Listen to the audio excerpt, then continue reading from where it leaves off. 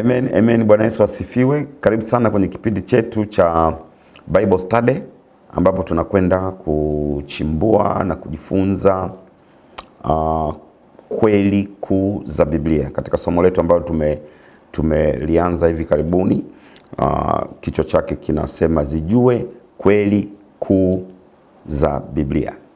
Na wiki iliyopita tuliangalia asili ya Mungu katika maeneo matatu.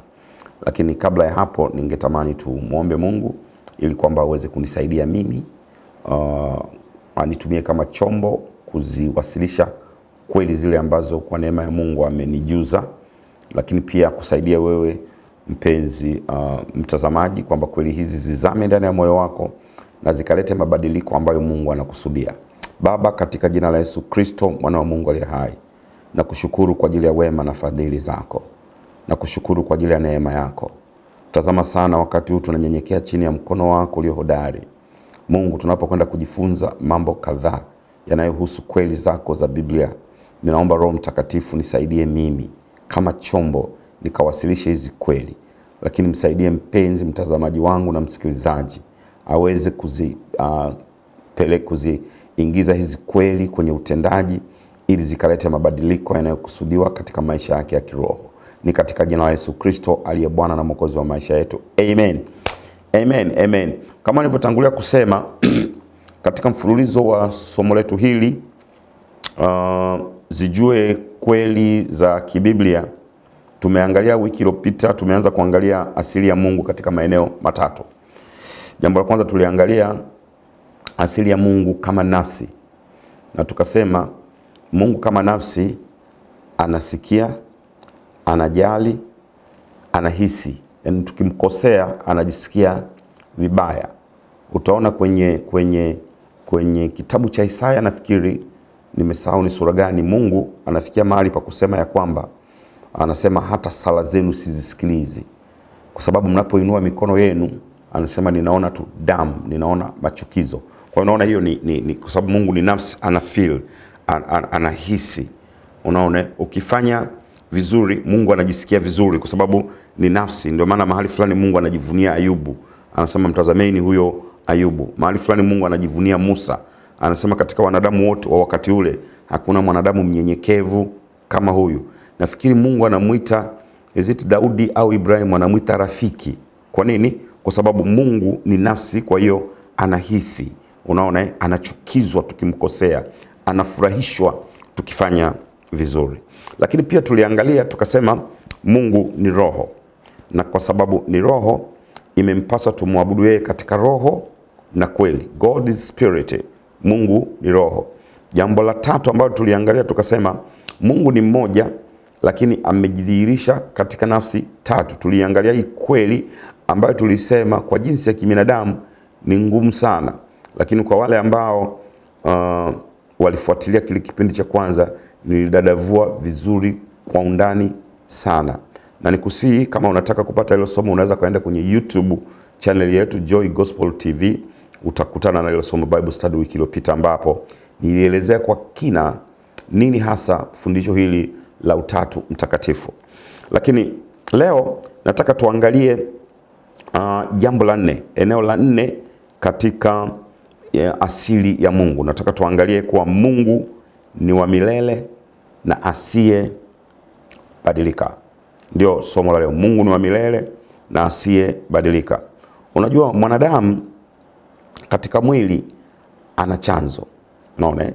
Na unaweza ukatrace baba wa baba yako, babu wa babu na kadhalika. Kwa hiyo kwa jinsi ya kibinadamu, unajua nazungumzia hivi kwa jinsi ya kibinadamu kwa sababu kwa Mungu huwa alifahamu. Biblia inasema alikujua kabla ya kuwekwa tumboni mwa mama yako. Unaona? Lakini sisi kama wanadamu tuna wakati uliopita, tuna wakati uliopo na tuna wakati ujao. Mungu yeye hana wakati uliopita wala wakati ujao. Yeye kila kitu kwake ni sasa. Unaona? Na kwa hiyo kwa kuwa Mungu ni wa milele, unaona, Mungu tunasema Mungu wa milele kwa sababu mbili kubwa. naomba nirejee. Kwa nini tunasema Mungu wa milele? Pamoja na mambo mengine mengi, lakini kwa sababu mbili kubwa.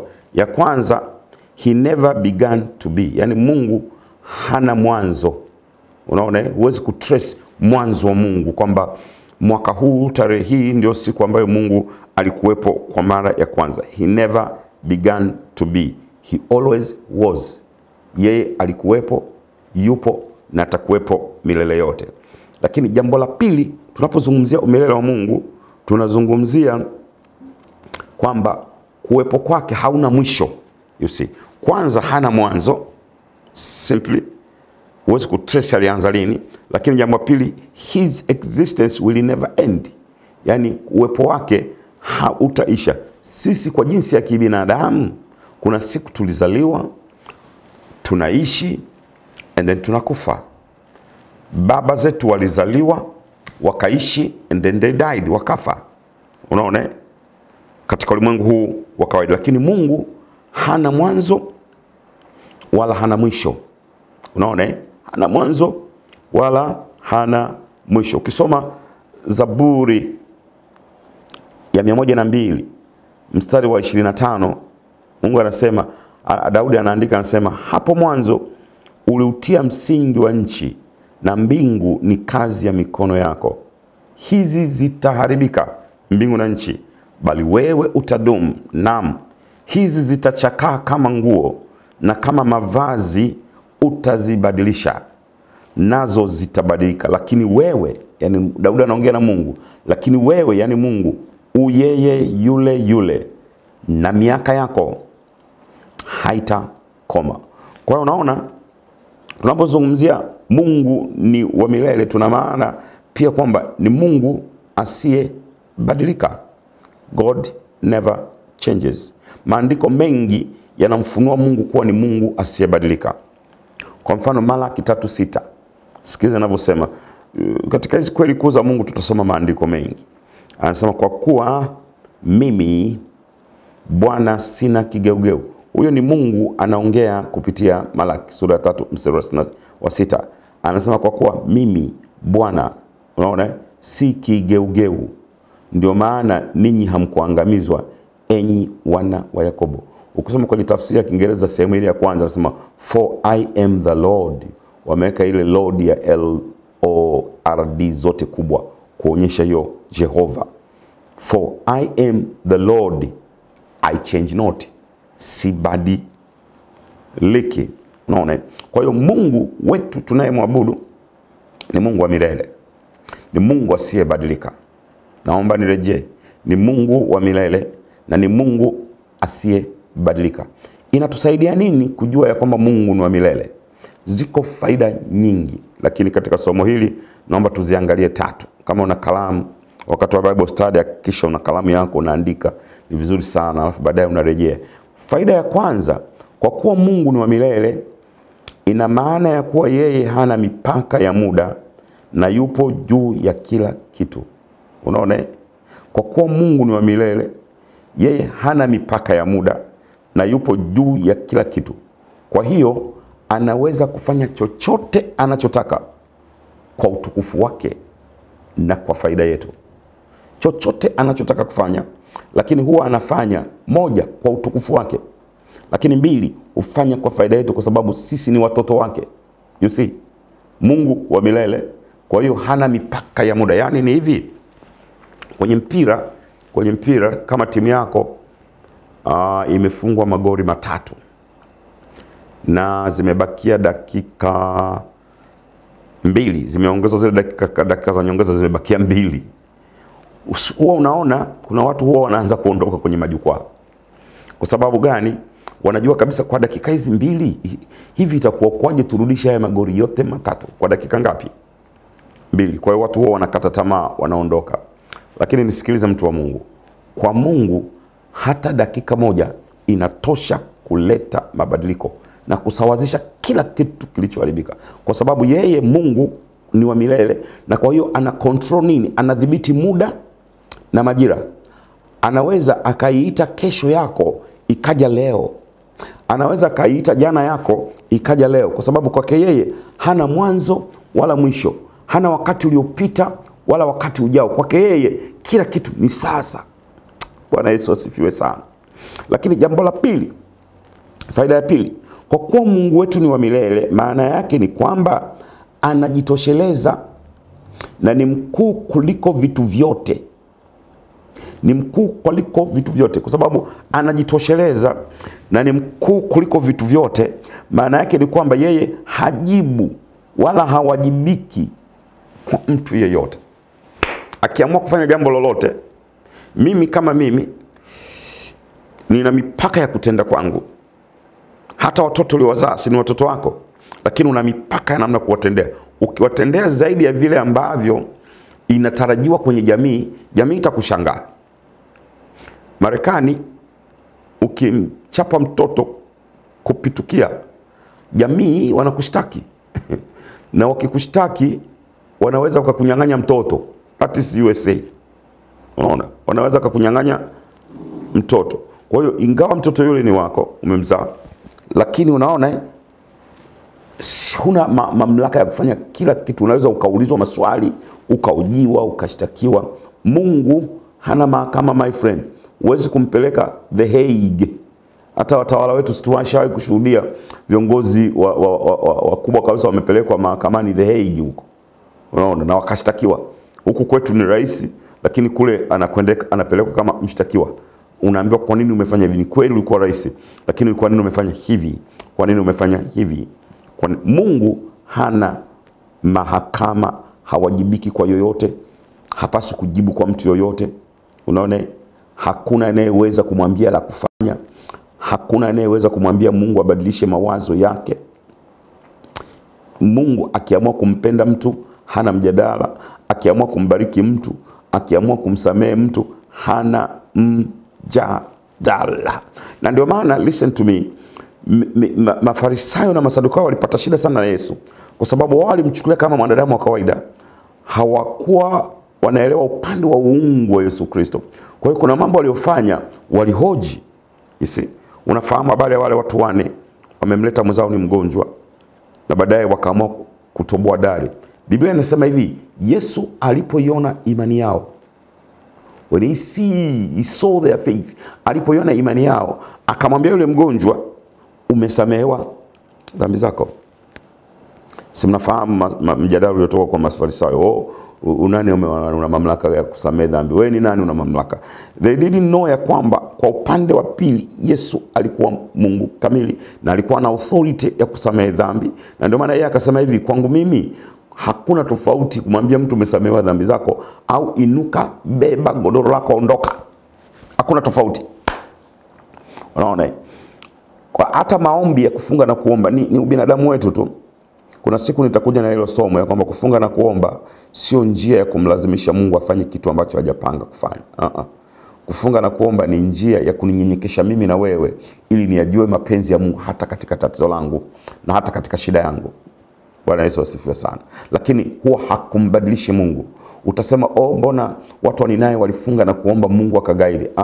Watu wa Ninawi walifanya kama vile, yani ni wao, ile funga iliwarejesha kwa Mungu. Walikuwa mbali na Mungu, iliwarejesha kwenye neema ya Mungu, iliwarejesha kwenye wema wa Mungu. Unaona, maombi ya yule kijana mwana mpotevu hayakumrudisha kwa baba, ila moyo wa toba ndio ulimrudisha kwa baba. Na aliporudi kwa baba, sikiliza, baba hakujali ile sala yake. So nafahamu ile kijana alipanga sala yake, nitamwambia baba nimekosa mbele zako na mbele za mbingu na nini na nini. Wakati anafanya mazoezi ya hizo sala, alipokaribia nyumbani, baba hakujali. You see, Bwana Yesu asifiwe sana. Kwa kufunga na kuomba ni kuzuri sana, kuna ninyenyekesha mimi na kunirejesha mimi na kunipa ufahamu wa kuyajua mapenzi ya Mungu hata katika mapito. Yesu walipokaribia kusulubiwa, anafanya nini? Mathayo 26, anakwenda mlimani kwenye bustani Getsemane. Kule anaomba, Baba, ikibidi kikombe hiki kiniepuke. Mungu hakumwepushia kile kikombe, you see. Lakini malaika akaja akamtia nguvu. Maana yake ni nini? ilimsaidia kujua the will of the Father, ilimsaidia kujua mapenzi ya Baba, ya kwamba mwanadamu ni lazima aokolewe hata katika mateso haya, lakini Mungu ameahidi ya kwamba hata niacha, na ndio maana siku ya tatu akamfufua kutoka katika wafu. Lakini unaona, maombi hayakubadilisha mapenzi ya Mungu, bali alimsaidia Yesu kuyajua mapenzi makamilifu ya Mungu. Maana tuna mawazo yetu, tuna mapenzi yetu. Tunapoomba inatusaidia kujua mapenzi makamilifu ya Mungu. Ndio maana Yesu alipokuwa anaomba alikuwa very careful.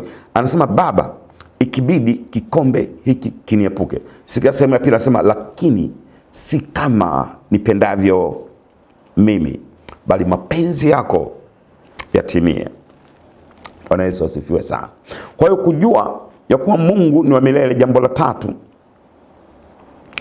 inatusaidia kujua hivi, kwa sababu yeye hana mwisho, tunaweza kupata faraja kwamba kila alichoahidi ataweza kutimizwa. Wakati wote Mungu anao muda na uwezo wa kukamilisha kila alichoahidi. Mara ngapi tumeahidi kitu, lakini muda ukatulimit tukajikuta kwamba tumeshindwa kutimiza. Wakati mwingine tumeahidi kwa nia nzuri kabisa, lakini labda kazi ikayumba, mshahara ukachelewa. Hilo linakuwa nje ya uwezo wa mwanadamu. Alipoahidi alikusudia kabisa kwa nia njema, lakini katika kutekeleza ghafla anakutana na hizo changamoto. Ameahidi kukusaidia, hajafika mwisho wa mwezi amebadilishwa mazingira ya kazi, mshahara umechelewa, amehamishwa. Lakini Mungu anapoahidi, yeye ana uwezo, ana muda wa kutosha na ana uwezo wa kutosha wa kufanya kila alichoahidi. Sikiliza, kwenye kitabu cha Hesabu sura 23 mstari wa 19 kinasemaje? Kinasema hivi, Mungu si mtu aseme uongo, wala si mwanadamu ajute. Iwapo amesema hata litenda, iwapo amenena hata lifikiliza. Kuna watu especially maadui wa Bible huwa wanasoma na kupuuza hizi alama. Hapo kuna alama ya kuuliza, ndugu zangu. Unaona? Hapo kuna alama ya kuuliza. Hizi alama huwa zina maana. Ukiondoa hiyo alama ya kuuliza, hilo haliwi swali, inakuwa statement, linakuwa tamko. Lakini ukiweka hiyo alama ni swali, and kwa Kiingereza wanasema ni rhetoric question. Ni swali ambalo ndani yake lina majibu. Yani Mungu si mtu aseme uongo, wala si mwanadamu ajute. Hizo ni statement. Mungu si mtu, ni matamko hayo, aseme uongo, wala si mwanadamu ajute. Hizo ni statement. Iwapo amesema hata litenda, hilo ndio swali. Swali ambalo lina majibu kwenye sehemu ya kwanza, kwa sababu yeye si mwanadamu akisema atalitenda. Iwapo amenena hata lifikiriza, kwa sababu yeye sio Mungu, kila alilosema hata litimiza. You see. Sasa kwenye somo la pili, hilo lilikuwa ni somo la kwanza, tuliangalia hayo mambo manne.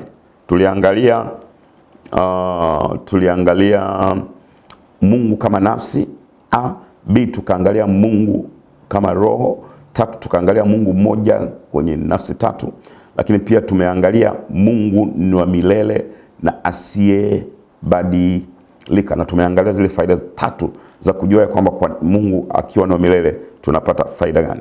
Sasa somo la pili linazungumzia Mungu na maadili na kazi yake. Unaona, and God's moral characters. Zile tabia za Mungu ambazo zinaonyesha maadili. Maadili ni neno la kibinadamu zaidi, tunakosa kumwelezea Mungu. Kwa hiyo wakati tunaazima maneno huko ya kibinadamu ili kujaribu kumwelezea Mungu. Hata tunaposema mkono wa Mungu si mfupi, unaona, tunazungumzia uwezo wa Mungu kwa picha. Hatuzungumzii Mungu ana mkono mrefu kutoka kule mbinguni unashuka mpaka duniani. Ni lugha ya picha. Tunaazima lugha yetu tunayoelewa, tunajaribu kuelezea mambo ya Mungu, sababu Mungu ni roho. Kwa hiyo kuyaelewa mambo ya roho, sisi wanadamu wenye mipaka na nyama na damu, wakati mwingine tunatumia Mungu anaona kila uendapo, kana kwamba ana macho. Unaona, lakini ule uwezo wake umefunika the whole earth. Yani ni hivi, uwezo wa Mungu umefunika dunia yote, kila ulipo yupo.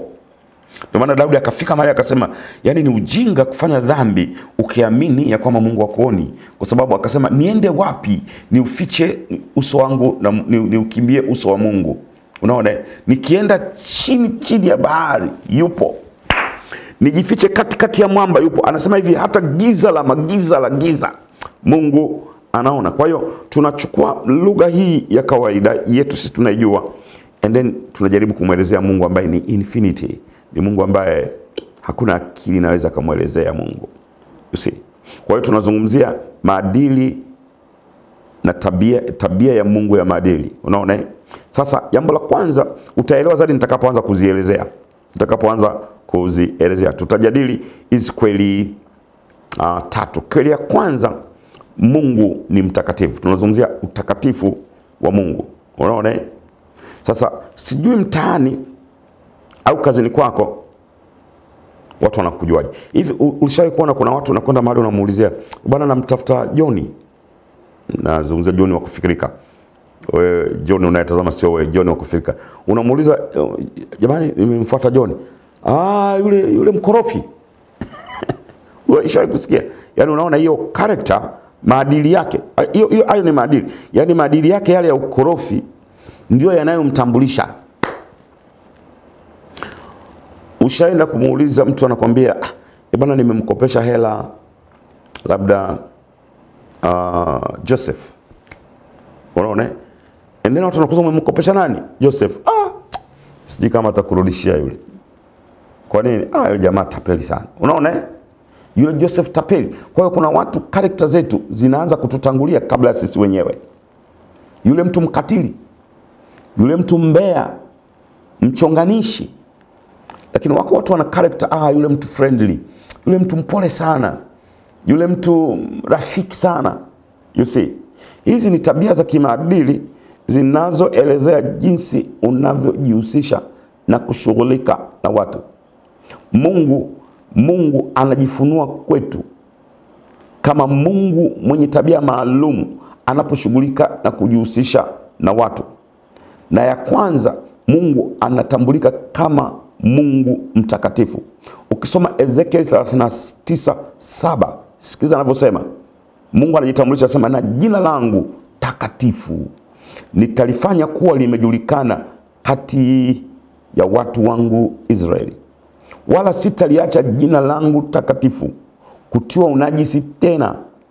Nao mataifa watajua ya kuwa mimi ndimi Bwana na aliye mtakatifu katika Israeli. Sasa huko nyuma tulisema, pamoja na mambo mengi, tabia nyingi za Mungu, Mungu ni Mungu anayejua yote. Unakumbuka zile tabia kuu za tatu. Zile tabia kuu tatu. Mungu anajua yote. Omniscient. Mungu yuko kila mahali, omnipresent. Mungu anaweza yote, omnipotent. Mnakumbuka? Kwa hiyo tunapozungumzia ujuzi wa Mungu kwamba Mungu ni omniscient na kwamba anajua kila kitu, anajua yote, maana yake ni kwamba haiwezekani kabisa huyu Mungu kufanya makosa. Kuna wakati tunakosea, si kwa sababu tunataka kukosea, ni kwa sababu hatujui. Wakati fulani nilikwenda kufanya seminar Botswana. Ilikuwa ni general conference ya Assemblies of God, na walinialika nikaenda huko. You see? Kwa hiyo nilikuwa miongoni mwa wanenaji Botswana. Sasa wakati naendelea kuhubiri, mimi nikatoa saini fulani. Nilikuwa nazungumzia sikumbuki, lakini nikasema, nilikuwa nazungumza kama si upendo wa Mungu, si nguvu za Mungu, si nini, baraka za Mungu zimejaa tele. Nikafanya tele.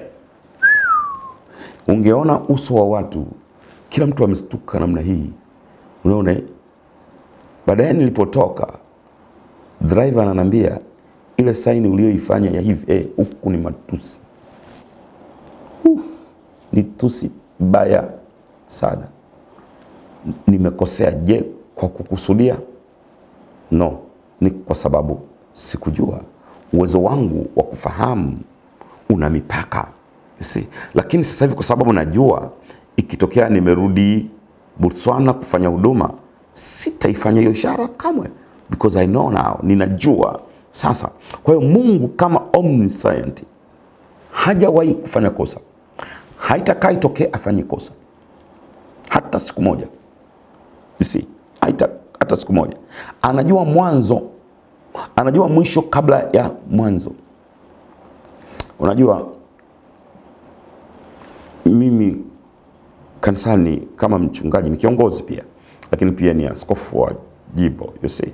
Kwenye leadership huwa nawaambia wale nao ambao Mungu amenipa kuwatumikia, kwa sababu uongozi wa kiroho ni utumishi zaidi. Ninawaambia hivi, kama kuna kitu chochote kizuri nimefanya, nataka umpe Mungu utukufu, kwa sababu ukweli sidhani kama na uwezo wa kufanya hayo ambayo mnayaona ninafanya. Kama ukisikia nimehubiri vizuri, kama ukisikia nimefundisha vizuri, basi mpe Mungu utukufu, kwa sababu mimi ni mtu wa kawaida sana, my friend. So nikikupa ushuhuda wangu wapi nilitoka, si stahili kabisa hata kusimama hapa mbele kukaa na kukufundisha wewe na ukanisikiliza. I do not deserve. Kuna wakati wanakuja kanisani, Mungu ametusaidia hapa Zanzibar. Tuna kanisa kwa maana ya jengo kubwa tu. Lakini pia hata washirika wengi takriban 2000. Kuna wakati wanakuja, wanakaa naangalia, nasema Mungu ni wewe uliyefanya. Kwa sababu najipima mwenyewe, najijua ya kwamba sina uwezo huu, sina akili hii. Jumapili ninapoona watu wamejaa kanisani juu na chini, and wanaabudu, wanamtukuza Mungu, halafu nasema sio mimi, ni Mungu. You see. Kwa yale yote ambayo mazuri tunayafanya, imetupaswa kunyenyekea na kurejesha utukufu kwa Mungu. Na huwa ninawaambia sasa, mapungufu, mkija kanisani hapo kaona kuna mapungufu, kuna failures, sijui muda tunachelewa kwanza, sijui viti havikusafishwa, sijui kuna nini, you see. Hayo sasa ni mapungufu yangu mimi kama kiongozi. Hayo sio ya Mungu. Yale mazuri yote utukufu ni kwa yeye, lakini mapungufu ni yangu. Kwa hiyo ninawataka radhi kuambia, mimi ni mwanadamu, natamani sana ningefanya vizuri, lakini kuna wakati nakosea, si kwa sababu nataka kukosea. Kuna wakati nakosea kwa sababu sijui kama nakosea. Mwanadamu mwenye akili akijua kwa kufanya hivi ninamkwaza mtu, hafanyi. Ukifanya maana yake wewe ni mkorofi. Kwa hiyo Mungu ni omniscient, anajua yote, hakosei. Lakini pia kwa kuwa Mungu ni mtakatifu, haiwezekani kabisa Mungu akafanya uovu. Unajua neno lenyewe utakatifu lina mizizi ya kutengwa. Mungu ameinuliwa juu sana, ametengwa na kila aina ya uovu. Ndani yake hamna hila hata kidogo, hamna uongo hata kidogo, hamna ubaya hata kidogo. Hata yale mambo magumu yanayotutokeaga ni kwa sababu tu ufahamu wetu una mipaka ya kujua. You see. Maana Mungu ametengwa kabisa mbali na uovu. Na kwa maana hiyo, ili mimi na wewe tuwe na ushirika na Mungu, imetupasa kujitenga na uovu. Ndugu zangu, mimi nasema kwa unyenyekevu mkubwa sana, tuko nyakati ambazo focus kubwa ya mahubiri mengi ni mafanikio, hela. Na watu hawajali sana juu ya utakatifu, mbingu. Sikiza Mtume Petro anachokisema, sura ile ya kwanza, waraka wake wa kwanza, sura ya kwanza, mstari wa 14, anasema hivi: kama watoto wa kutii, msijifananishe na tamaa zenu za kwanza za ujinga wenu, bali kama yeye aliyewaita alivyo mtakatifu, kama yeye aliyewaita alivyo mtakatifu, ninyi nanyi iweni watakatifu katika mwenendo wenu wote. Si mmoja, wote. This is a high demand. Ni takwa la juu sana. Kwa maana imeandikwa, mstari wa 16, mtakuwa watakatifu kwa kuwa mimi ni mtakatifu. Bwana Yesu asifiwe sana. This is so, yani it's highly demand. Yani ni takwa la juu sana. Mungu anasema tusijifananishe na tamaa za kwanza. Maana katika wokovu kuna mabadiliko. Lazima ufike mahali ubadilike. Alafu zile tamaa zinakuwa za kwanza. Yale makosa yanakuwa ya kwanza. bali kama yeye aliyewaita alivyo mtakatifu, na ninyi iweni watakatifu katika mwenendo wenu wote.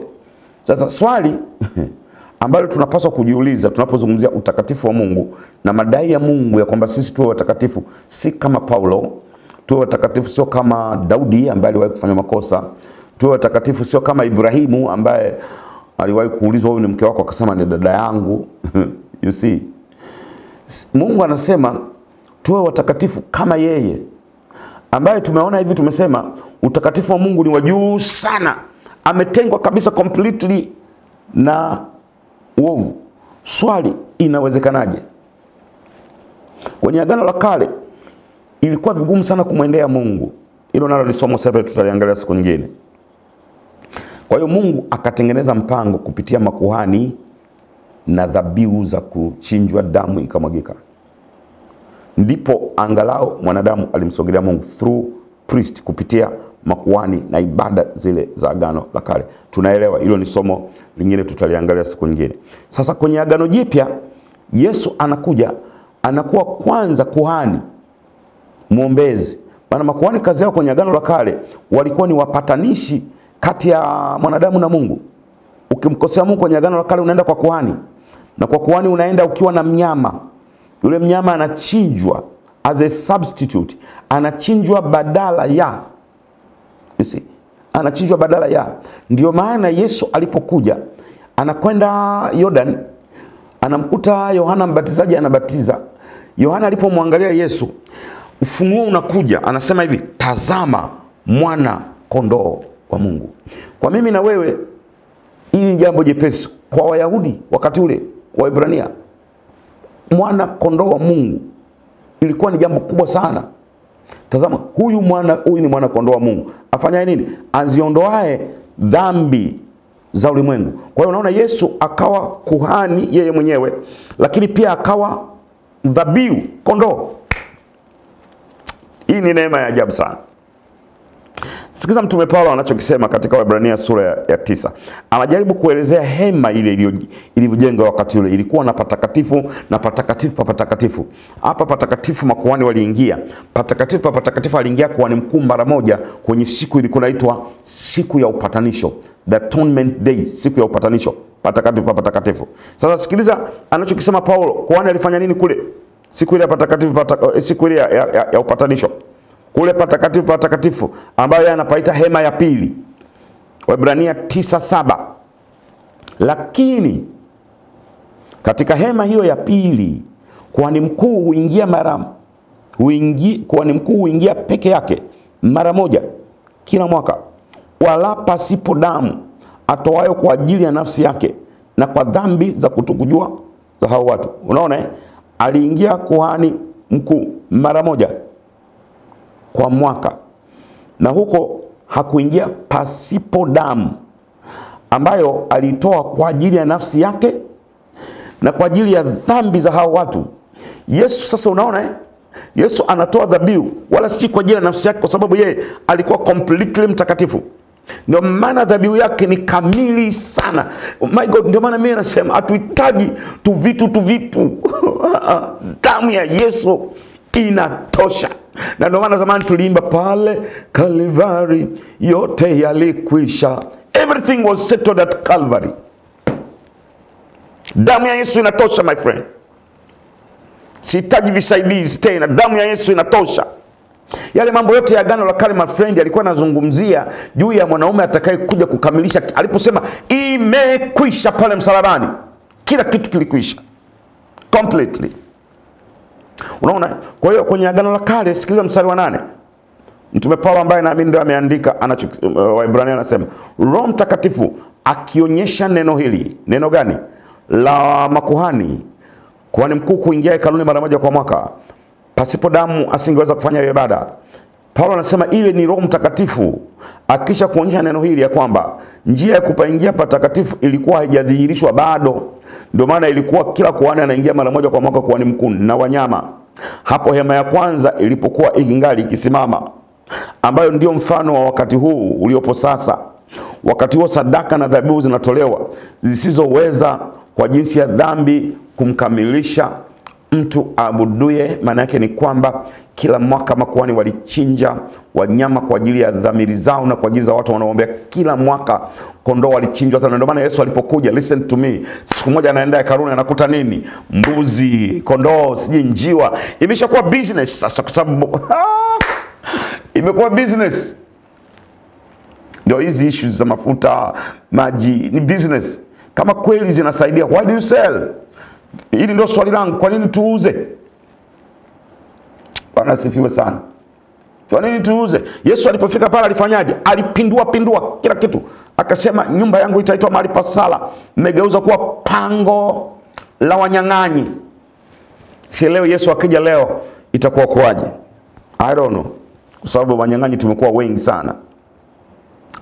Kwa hiyo inawezekana kabisa mwanadamu kuwa mtakatifu kwa msaada wa Mungu ambaye ametupa uwezesho, ambao mimi nimeugawa katika makundi mawili. Kwanza kuna uwezesho wa kimungu, divine. Kwenye vitabu vingine wanatumia neno resources, ya kwamba Mungu ametupa rasilimali, divine resources, rasilimali za kimungu. Mimi naita uwezesho wa kimungu. Kwa mfano, ametupa damu ya Yesu Kristo, ina nguvu, inatosha. Kupitia damu ya Yesu Kristo sio tu ili tusafisha, wanatumia continuous tense. Wakati unaoendelea sema damu ya Yesu Kristo yatusafisha, even today, hata leo yatusafisha uovu wote. Kwa hiyo damu ya Yesu Kristo ni resource ya kwanza ambayo Mungu ameitoa kwa ajili yetu. Lakini mbili, Roho Mtakatifu. Unaona anaitwa nani? Roho Mtakatifu. Wa Pentekoste wenzangu, kazi ya kwanza ya Roho Mtakatifu sio kunena kwa lugha. Kunena kwa lugha ni ishara tu ya kwamba umepokea Roho Mtakatifu. Na niwaambieni ukweli, kuna watu wanaweza hata kuigiza kunena kwa lugha, lakini kazi ya kwanza ya Roho Mtakatifu ni kutusaidia tuwe watakatifu, ni kututenga mbali na uovu. And then tukinena kwa lugha kunakuwa na maana sana ya kwamba ni kweli tumempokea Roho Mtakatifu. Lakini rasilimali ya tatu katika hizi rasilimali za kimungu, Mungu pia ametupa neno la Mungu. Ametupa neno lake, Bible. Ndio maana nawahamasisha Wakristo kusoma Biblia. Siku hizi tunazoishi sasa hivi hizi ni siku ambazo wewe mwenyewe unatakiwa kusoma Biblia, na in fact unatakiwa kujua kanuni chache za kutafsiri maandiko. Na ndio maana nakuhamasisha usikose kipindi cha Ijumaa kwenye dawati la uongozi, ambapo nafundisha kuandaa na kuwasilisha jumbe. Baadaye nitazungumzia juu ya kutafsiri maandiko. Basic, si vitu vya ndani sana, kwa sababu in fact kila anayesoma Biblia ukitaka kuielewa lazima uitafsiri. You see? Lazima uitafsiri. Kwa hiyo kuna kanuni chache tutafundishana. Sasa neno la Mungu linatusaidia pia katika utakatifu. Sikiliza Yohana anasemaje? 17, 15 na 16 na 17. Huyu ni Yesu. Anasema, mimi siombi kwamba watoe katika ulimwengu, bali walinde na yule mwovu. Sura 17 yote ile tunaita ni maombi ya Bwana na Mwokozi wetu Yesu Kristo, ambaye aliyafanya mwisho. Unaona, anawaombea wanafunzi wake. Mstari wa 16 anasema, wao sio ulimwengu huu kama mimi nisivyo wa ulimwengu. Mstari wa 17, uwatakase kwa ile kweli, neno lako ndiyo kweli. Unaposoma hili neno au kalisikiza linahubiriwa, linakutakasa, linakutenga na uovu. You see? Kwa hiyo ni muhimu sana kusoma neno la Mungu. Ni muhimu sana kusikiza mafundisho. Lakini nisikilizeni watu wa Mungu, tafuteni mahali ambapo mtafundishwa kweli yote ya Mungu. Ninyi ni mashahidi, mmeshawahi kuwasikia watu wanasema, ninyi ni mashahidi. Maana mzee mbona? Nyinyi ni mashahidi. And I'm responsible kama kiongozi wa kanisa Tanzania. Ninayo haki ya kuisema ile kweli ambayo kwa neema ya Mungu ninaijua. Na wewe unayo haki ya kunijaji mimi. Unayo haki. Iweni kama wale wa Kristo wa Beroya ambao walikwenda kumsikiliza kina Paulo, lakini ukisoma kwenye tafsiri yake, they went there to scrutinize. Yani walikwenda kulichukua neno na kuliingiza ndani ya moyo na kujiuliza, hivi neno ni kweli? Kuna ile sauti ya ndani ya Roho Mtakatifu. Sasa mtu anakuja anasema hivi, mimi niwaambieni ukweli, nyinyi leteni tu mafungu ya 10 hata kama umeenda kudanga, mimi sijali. And then wewe unaona ni sawa? Ni sawa? You see? Kwa hiyo ni vitu ambavyo unatakiwa ukae na kutafakari. Ndio akanambia, akikusikia atakutukana, ambie ndio tabia yake, mimi I don't care. Si tumesema kuna watu wanatambuliwa kwa tabia yao. Yani kuna baadhi ya wahubiri ukiwataja utaambia mhubiri ana fulani yule tapeli, ndio amejibrand hivyo atake astake kwa sababu anachokifanya. Kwa hiyo kuna watu ukimtaja mhubiri unajua yule ni mtukanaji, mtu wa matusi, amejibrand hivyo. Kuna wahubiri ukitaja tu anajua yule comedian. Kuna wahubiri ni comedian, wanajulikana.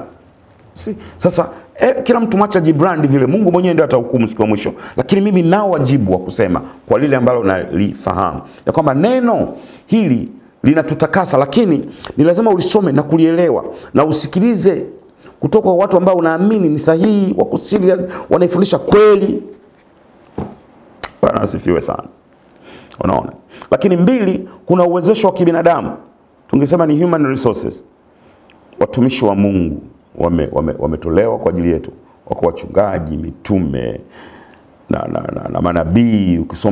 Ukisoma Efeso sura ya 4 mstari wa 11 unasema naye alitoa wengine kuwa mitume, na wengine kuwa manabii, na wengine kuwa wainjilisti, na wengine kuwa wachungaji na walimu. Wametolewa hawa si kusudi wawe maarufu, si kusudi wawe bora kuliko sisi. Mstari wa 12 unasema kwa kusudi la kwanza kuwakamilisha watakatifu. Unaona kuwakamilisha watakatifu. 2, hata kazi ya huduma itendeke. 3, hata mwili wa Kristo ujengwe. Kwa hiyo ni jambo la kwanza kuhusu Mungu. Mungu ni mtakatifu, na kwa sababu ni mtakatifu na sisi imetubidi kuwa watakatifu. Je, inawezekana kuwa watakatifu? Ndio. Mungu amefanya kila liwezalo ili sisi tuwe watakatifu, kwanza kwa kuleta rasilimali za kiroho, rasilimali za kiungu. Ametupa neno la Mungu tusome tuweze kutakaswa. Damu ya Yesu Kristo inatutakasa, lakini ametupa Roho Mtakatifu pia tutakase. Lakini si tu hivyo, Mungu ametupa watumishi wa Mungu, mitume, wachungaji, manabii, wainjilisti, walimu, ili kutukamilisha watakatifu. Jambo la pili, Mungu ni pendo. Sijasema Mungu ana upendo. Mungu jina lake ni pendo. Kule tunaona anajitambulisha kama mtakatifu, lakini hapa tunamtambua Mungu kama ni pendo. Unajua tunapozungumzia upendo wa Mungu ni upendo tofauti sana. Wagiriki walikuwa na maneno mengi kuhusu upendo. Kwa mfano walitumia neno phileo, ilikuwa na maana ya upendano wa ndugu au marafiki wa karibu. Anampenda mtu mwingine kwa sababu ni wa ukoo wake, au ni rafiki yake, au ni wa kabila yake na kadhalika. Lakini jambo la pili, walitumia neno eros. Hili eros ilikuwa ni upendo wa kimapenzi, mahaba, romantic. Sasa hao watu wanapendana, ulikuwa ni wa kimwili zaidi. Mtu anampenda mtu mwingine kwa sababu ana hisia za kimapenzi na yeye. You see? Zile hisia zikiisha na hayo mapenzi, mahaba yanafanya nini? Yanaenda na hizo hisia. Au sababu ya hayo mapenzi na mahaba ikitoweka, unaona na hicho kinaondoka. Watu wengine mahaba yao yamekaa kwenye fedha, wengine sitaki nikae huko. Lakini jambo la tatu, walitumia neno soge. Lilikuwa lina maana ya upendo ule wa family members, baba, mama, mtoto. Mtu anampenda mtoto wake. Lakini agape, nataka kukimbilia huko. Agape is God's unconditional love. Ni upendo wa Mungu usio na masharti. Ni upendo usiotarajia chochote. You see? Na ni upendo ambao sio wa maneno tu. Moja, si upendo ambao unatarajia kitu. Unaona, upendo mwingine kwa mfano ule wa mahaba, unatarajia, usipokipata kile unachokitarajia, mapenzi yanakuwepo tena? Hayapo. Yanaondoka. Lakini listen, Mungu hajakupenda wewe, hajanipenda mimi kwa sababu anatarajia chochote kutoka kwangu. Hajakupenda wewe, hajanipenda mimi kwa sababu mimi ni bora sana. Na upendo wake sio wa maneno tu, na sio upendo unaotarajia chochote kutoka kwetu. Sikiliza Mtume Paulo anachosema katika Warumi sura ya 5 mstari wa 8. Anasema bali Mungu aonyesha pendo lake mwenyewe kwetu sisi, kwa kuwa Kristo alikufa kwa ajili yetu tulipokuwa tungali wenye hai. Mahali pengine mwandishi ataonyesha hiyo mistari hapo. Anasema tazameni ni pendo la namna gani alilotupa Baba, kwamba tuitwe wana wa Mungu, na ndivyo tulivyo. Kwa sababu hii ulimwengu haututambui kwa kuwa haukumtambua yeye. Wapenzi, sasa tu wana wa Mungu, wala hajadhihirika bado tutakavyokuwa, lakini tunajua kuwa atakapodhihirishwa tutafanana naye, kwa maana tutamuona kama alivyo. Sikiza mstari wa 3, na kila mwenye matumaini haya katika yeye hujitakasa, hujitenga na uovu kama yeye alivyo mtakatifu. Kwa hiyo unaona, kwa kuwa Mungu alitupenda sisi, unaona, sasa kwanza na sisi inatubidi tumpende yeye. Sikiza anachokisema kwenye waraka wa kwanza wa Yohana 4:19. Sisi twapenda kwa sababu yeye alitupenda sisi kwanza. Na upendo wa Mungu umedhihirishwa, unadhihirisha wema wake na rehema zake, neema zake na uvumilivu wake wa kutusamehe dhambi. Kwenye Warumi sura ya 3:23 inasema kwa sababu wote wamefanya dhambi na kupungukiwa na utukufu wa Mungu, wanahesabiwa haki bure kwa neema yake kwa njia ya ukombozi ulio katika Kristo Yesu. Unaona? Kwa hiyo unaona, kwa kuwa Mungu alitupenda, anatutarajia tumpende na kumtii na kuzishika amri zake, lakini pia anatutarajia tupendane sisi kwa sisi. Yesu anasema kwenye Yohana 13:34, amri mpya nawapa, mpendane. Kama vile nilivyowapenda ninyi, nanyi mpendane vivyo hivyo. Hivyo watu watatambua ya kuwa ninyi mmekuwa wanafunzi wangu mkiwa na upendo ninyi kwa ninyi. Waraka wa kwanza wa Yohana 4:9 na 10. Katika hili pendo la Mungu lilionekana kwetu, kwamba Mungu amemtuma mwanawe pekee ulimwenguni ili tupate uzima kwa yeye. Hili ndilo pendo. Mstari wa 10. Si kwamba sisi tulimpenda Mungu, bali kwamba yeye alitupenda sisi, akamtuma mwanawe kuwa kipatanisho kwa dhambi zetu. Wapenzi, ikiwa Mungu alitupenda sisi, imetupasa na sisi kupendana. Praise Jesus. Jambo la mwisho kwa leo, tumesema Mungu ni mtakatifu. Mungu ni pendo. Sio tu kwamba ana upendo, Mungu ni pendo, ni jina lake, ni tabia yake, ndio nature yake. Kuna watu wanaweza kawa na upendo lakini akawa na mambo mengine ya ovyo. Amejaa upendo lakini hana huruma, mkatili. You see, ni contradiction za watu. Au mtu mwingine anaweza kuta ni mkarimu lakini ni mchawi. You see. Kwa hiyo, lakini Mungu, upendo ni asili yake, ni jina lake. Jambo la 3, Mungu ni mpaji. Tungekuwa na muda wa kutosha tungeelezea jinsi ambavyo Mungu ni muumbaji wa kila kitu, na kwa sababu hiyo anayo haki ya kutawala. Unajua sisi vitu vyote tunavyoona tumevipata kwake. Hakuna mtu ambaye ana kitu chake yeye mwenyewe. Wanasayansi wanatuambia habari ya substance, kama sayansi yangu bado itakuwa vizuri, na kwamba nadhani chini ya substance kuna kitu kinaitwa matter, na vitu vingi wataalamu wamechunguza, wanasema hivi, matter is neither created nor destroyed. Walimu wa science, nikikosea mnisamehe, nimeingia kwenye tasnia ya wengine huko, lakini wana maana hii. Kwa mfano, maji is matter, ambayo ndani yake ina oxygen na hydrogen kwa uwiano wa 2:1. ina H2O, hydrogen 2 na oxygen 1, unapata maji. Ni matter. Kwa Kiswahili matter sijui inaitwaje. Sasa wanasema hivi, huwezi kuiumba wala kuiangamiza. Yaani Mungu ndio mwenye mamlaka. Yaani kwa mfano ukachukua maji, ukaweka kwenye sufuria, ukayachemsha mpaka yakakauka, yakatoweka. Wewe unaweza ukafikiri umeyaangamiza maji. No, hujayaangamiza. Matter is neither created nor destroyed. Matter haiumbwi wala haiangamizwi. Ni Mungu pekee anaweza hiyo. Ndio anaweza kuumba na kutowesha kitu. Isipokuwa ulichokifanya, umeyabadilisha maji kutoka kwenye hali moja kwenda kwenye hali nyingine. Umeyabadilisha kutoka kwenye hali ya kuwa ni kimiminika, na sasa yamegeuka, yamekuwa mvuke. Naona from one state to another, yamekuwa mvuke na yakaenda zake. Ukiweza kuwakusanya yale ule mvuke wote, yani ukatoka ukawa na uwezo wa kukusanya vile vile wote, unaona, baadaye huu mvuke ukafreeze, ukaugandisha, ikawa barafu. Hujabadilisha maji kuwa jiwe. Lile barafu ni maji bado, lina tabia ile ile, ni hydrogen na oxygen, isipokuwa limebadilisha tu hali, umebadilisha state, unaona. Baadaye ukayeyusha ya maji, unapata the same amount ya maji. What does it mean? Muumbaji pekee na mtawala wa kila kitu ni Mungu peke yake, ambaye hakupata kitu kutoka kwa mtu yeyote. Alipoumba mbingu na nchi, alisema tuna iwe jua, likawa, na iwe mbingu, ikawa, wanyama wakawa, kwa kutamka. He created out of nothing. Waliita kuhal, yani kuumba kitu kutoka katika hamna kitu, alitamka tu ikawa.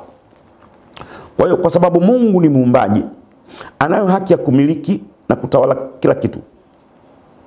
Unapoangalia na kushangaa uumbaji wa Mungu, nataka tukumbushane kuwa kila kitu ambacho Mungu amekiumba, amekifanya si tu kwa ajili yetu, hapana, amekifanya pia kwa ajili ya utukufu wake. Daudi anasema kwenye Zaburi 19:1, mbingu za uhubiri utukufu wa Mungu. Nafikiri ni Daudi.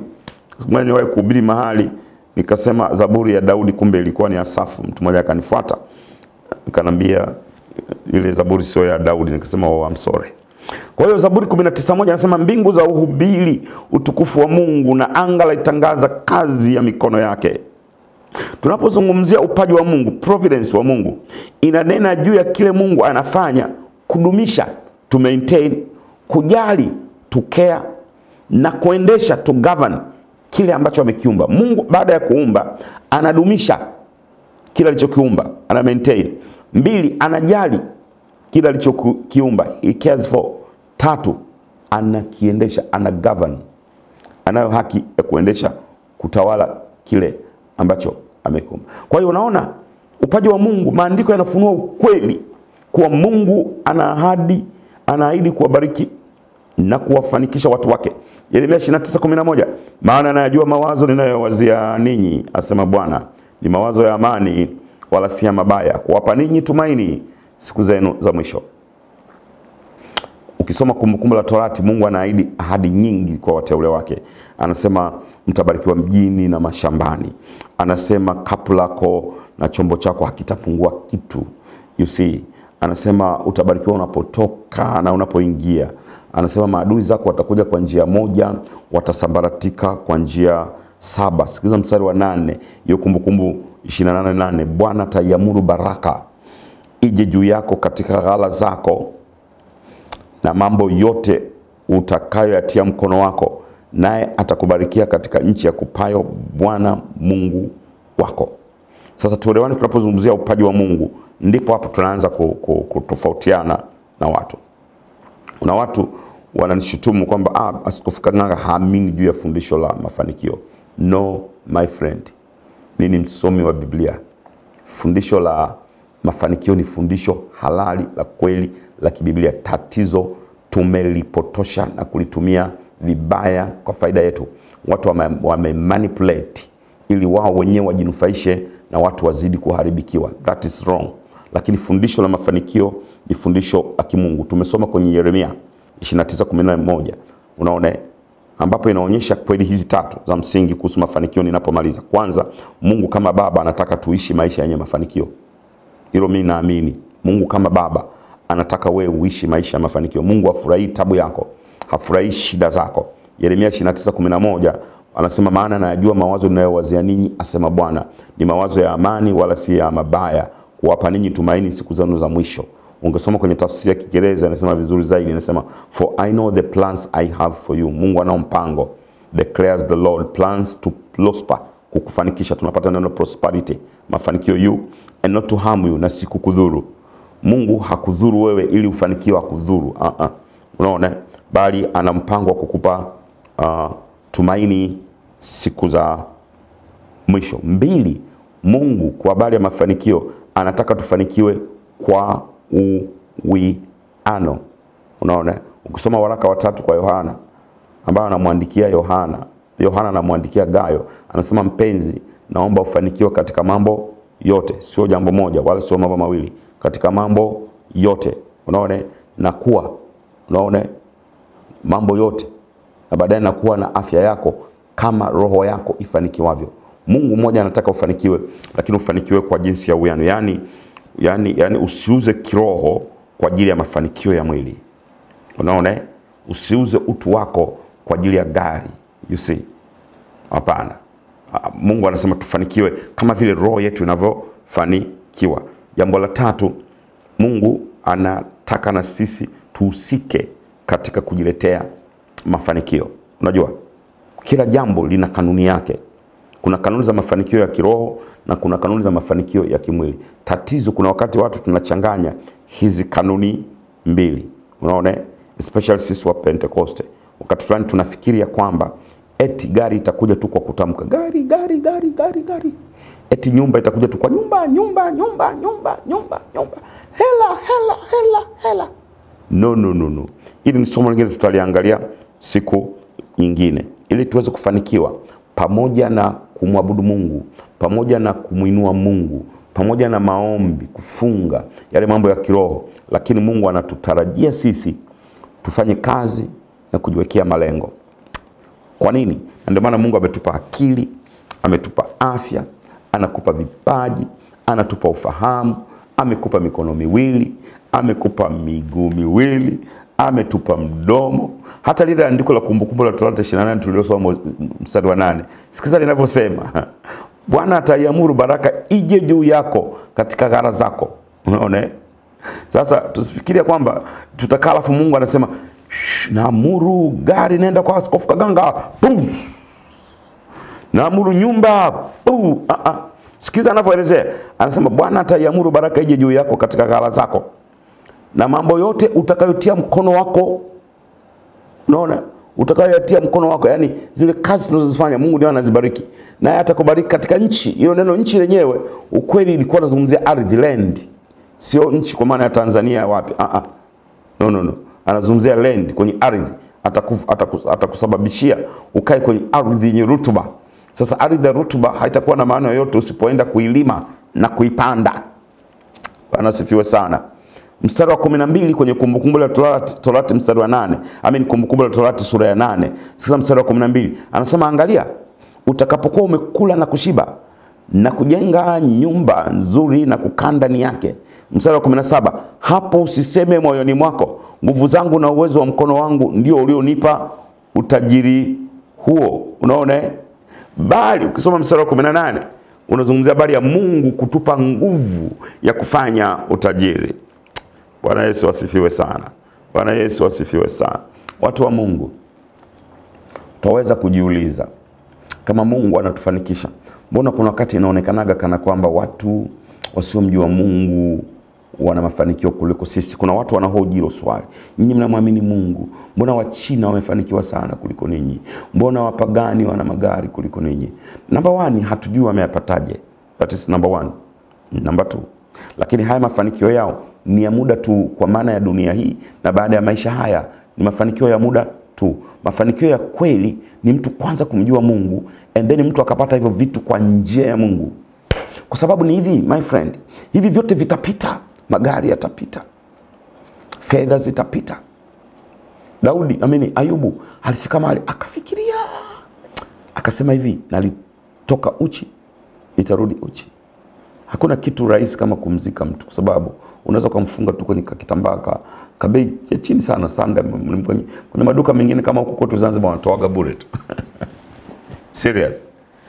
Unaona? Watu tu wamecomplicate siku hizo, wanachonga masanduku ya ghali ya mahela mengi, lakini it doesn't matter. Haibadilishi chochote, my friend. Haibadilishi chochote. Yani haibadilishi ukweli anaosema Ayubu. Nalitoka bure, nalitoka uchi, ninarudi nini? Uchi. Hata uvalishwe suti ya gharama kubwa sana, you came nothing, you go nothing. Vile vitu vinaoza tu, vinaishia pale. Unaona? Kula Afrika Kusini kuna jamaa wanauza majeneza ghali sana. Sasa wale jamaa walikuwa wanawauzia watu majeneza ghali, watu halafu usiku wanakwenda wanayafukua, wanayachukua, wanawauzia wengine. See? Ndivyo, yani ni shida sana. Kwa hiyo hatushindani sisi mafanikio na watu wasiomwamini Mungu, na haina maana ya kwamba hakuna watu wa Mungu ambao wamefanikiwa. That's not true. Hivi watu wanaelewa kwamba hata President Chakwera wa Malawi ambaye amemaliza muda wake alikuwa ni Assemblies of God, aliwahi kuwa askofu mkuu wa Assemblies of God na amewahi kuwa rais wa chuo cha Biblia kikubwa sana Maga pale. You see. Kwa hiyo wako watu wa Mungu ambao ukisimama na kutembea na Mungu mafanikio yatakuja, lakini hatujali sana mafanikio ya muda into the expense kwa gharama ya roho zetu. Yesu anasema itakufaidia nini, utamsaidia nini mtu akiupata ulimwengu huu akapoteza nafsi yake? Lakini mbili, tusije tukasahau Mungu atakuja kuhukumu uovu. Hiyo tusije tukasahau. Kwenye Zaburi 37 mstari wa 16 inasema hivi, kidogo alichonacho mwenye haki ni bora kuliko wingi wa mali wa wasio haki wengi.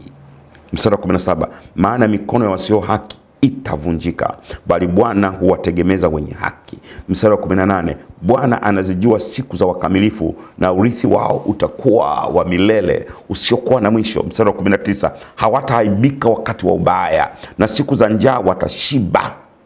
Mstari wa 28, Mungu anaahidi baraka za ajabu kwa uteule wake, bali wasio haki watapotea. Nao wamchukiao Bwana watatoweka kama uzuri wa mashamba, kama moshi utowekavyo. Watu wa Mungu, Mungu kwanza ni mtakatifu, na kwa sababu ni mtakatifu anasema iweni watakatifu kama mimi nilivyo mtakatifu. Je, ni dai kubwa kuliko uwezo wako? Yes. Inawezekana? Yes. How? Kwa sababu Mungu ni wa rehema sana. Ametupa rasilimali za kiroho, divine resources. Ametupa damu ya Yesu Kristo, inatusafisha kila siku. Kwenye maombi yako itia damu ya Yesu Kristo. Kama kuna shida inakusumbua sana ya kiroho, itie damu ya Yesu Kristo. Lakini mbili, Roho Mtakatifu. Wa Pentekoste wenzangu, Roho Mtakatifu hajaja ili tunene kwa lugha tu. Kunena kwa lugha ni ishara, it is a sign ya kwamba tumempokea Roho Mtakatifu. Kazi ya kwanza ya Roho Mtakatifu ni kubadilisha maisha yetu tu watakatifu. Kazi ya pili ya Roho Mtakatifu ni kutupa vipawa na karama kwa ajili ya kazi ya Mungu. You see, na kunena kwa lugha ni ishara tu ya kwamba tumempokea Roho Mtakatifu. Tatu, neno la Mungu linatutakasa na kutusafisha na kutosha pale tunapolisikiliza na kulitii. Ukisoma neno la Mungu linasema wezi, majambazi, wezi, waongo, walawiti sehemu yao ni katika ziwa la moto. And then wewe ni miongoni mwa hao unaofanya moja kati ya hilo, unasema Mungu naomba unisaidie. Damu ya Yesu nisafishe. Unaona, neno la Mungu limekusaidia kukutakasa. You see, neno la Mungu linakusaidia. Lakini pia Mungu ametoa rasilimali watu. Wa Efeso 4:11 alitoa wengine kuwa nani? Mitume, manabii, wainjilisti, wachungaji na walimu. Mimi sielewi ni mwalimu au ni nani hapa, lakini naamini na kufundisha kwa yale machache ambayo ninajua. Kwa nini nafanya hivi? Ili moja, kuwakamilisha watakatifu. Sio kwa ajili mimi nipate umaarufu. Kuwakamilisha watakatifu. Mbili, hata kazi ya huduma itendeke. Tatu, hata mwili wa Kristo ujengwe. Kwa hiyo inawezekana. Mbili, Mungu ni pendo, na kwa sababu alitupenda sisi tunampenda yeye. Kwa sababu alikufa wakati tungali wenye dhambi, ndio maana tunamtumikia na tuko tayari hata kufa kwa ajili yake, because he first loved us. Alitupenda sisi kwanza. Lakini kwa sababu Mungu alitupenda sisi, imetupasa na sisi kupendana sisi kwa sisi. Amchukia ndugu yake, Biblia inasema ni muuaji. Hana tofauti na Kaini aliyemuua ndugu yake. Kwa nini? Alimchukia. You see. Namba 3, Mungu ni mpaji. Daudi anasema hivi, nimewahi kuwaona simba wakitindikiwa. Akiwa mtu mzima sana, anasema katika utu uzima au katika uzee, nishawahi kuwaona simba wakitindikiwa. Neno kutindikiwa maana yake wakitafuta mawindo, wakakosa, wakarudi. Hawana kitu siku hiyo. Wamewinda swala hawakuwapata. Wamewinda nyati, wamestuka. You see. Sasa nishawahi kuona, lakini anasema sijawahi kumuona mwenye haki wangu akipungukiwa na jambo lolote. Tunaweza tusiwe na kila kitu ambacho kinawafanya watu wa dunia wajisikie wana furaha, lakini sisi tuna kile ambacho wao hawana, kinachotupa sisi furaha ya kweli. Kuna ile furaha ya kweli, joy of the spirit, sio happiness. Kwa sababu happiness imejengwa katika vitu. Mtu anafurahi kwa sababu amepata gari. Gari ile ikipata ajali na furaha yake imeenda, happiness yake imeenda. But joy ni tunda la Roho ambalo lilimfanya Paulo yuko gerezani anawaambia wanawaandikia wenzake, akasema furahini katika Bwana. Tena anasema furahini, anasema rejoice in the Lord, and I say rejoice. Joy, the joy of the Lord is our strength. Furaha ya Bwana, neno hilo joy ni nguvu yetu. Bwana asifiwe sana. Hiyo ndio nguvu yetu, watu wa Mungu. Mungu ni mpaji, na kwa sababu ameumba na kutawala, ana control, ana uwezo wa kutupatia chochote tunachokihitaji, but kwa muda wake na majira yake na kwa namna yake. Mungu akubariki sana tunapoendelea na mfululizo wa somo hili, Zijue Kweli za Biblia. Tutakapomaliza nitatoa kitabu na tutaeleza namna gani unaweza ukakipata hicho kitabu. Kwa muda huu naomba tuombe. Baba, katika jina la Yesu, na kushukuru Mungu kwa ajili ya kuendelea kujifunua kwetu. Tunatamani tukujue kwa mapana, kwa marefu, kwa kina na kimo. Tukujue wewe zaidi na zaidi Bwana. Tuijue hata ile siri ya nguvu iliyomfufua Yesu kutoka katika wafu, Mwana, na ikamketisha kuume kwa Mungu Baba. Baba, tunasema asante kwa kuwa wewe ni mwema. Tusamee makosa yetu yote, tusamee madhaifu yetu yote. Hatukukupenda Mungu kwa kiwango cha juu. Mungu, hatukuwapenda wenzetu. Chuki, wivu, fitina vimetawala, masengenyo vimetawala. Mungu tusamee, Mungu tutakase, Mungu tuoshe kwa damu ya mwanao Yesu Kristo. Tusaidie Mungu kujifunza, tusaidie kujitenga na uovu. Tunatubu kwa ajili ya dhambi na makosa yetu yote. Bwana utusamehe, Bwana ututakase, Bwana utuoshe. Baba, tunakushukuru. Ni kweli ndugu zangu hawa wanayo mahitaji, hata mimi ninayo mahitaji.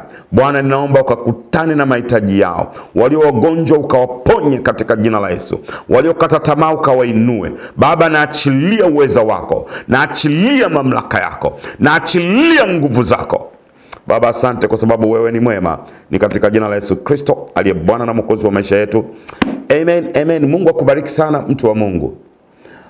Nikusifanya mambo yafuatayo. Jambo la kwanza, kama hujasubscribe kwenye YouTube yetu, basi nikuombe fanya hivyo. Ukifanya hivyo unatusaidia. Subscribe kwenye YouTube yetu, inaitwa Joy Gospel TV. Lakini TV hii inaendeshwa kwa gharama kubwa sana. Ninaomba Mungu akuguse uwe miongoni mwa wale ambao kila mwezi wamejicommit kuchangia kitu fulani ili Joy Gospel TV ibakie kuwa hewani. Wewe ukiwa ni miongoni mwao unajisikia kufanya hivyo, tafadhali ninaomba unitumie message kwenye WhatsApp. Namba yangu ni hiyo hapo, 0652 63 1172, 0652 63 1172.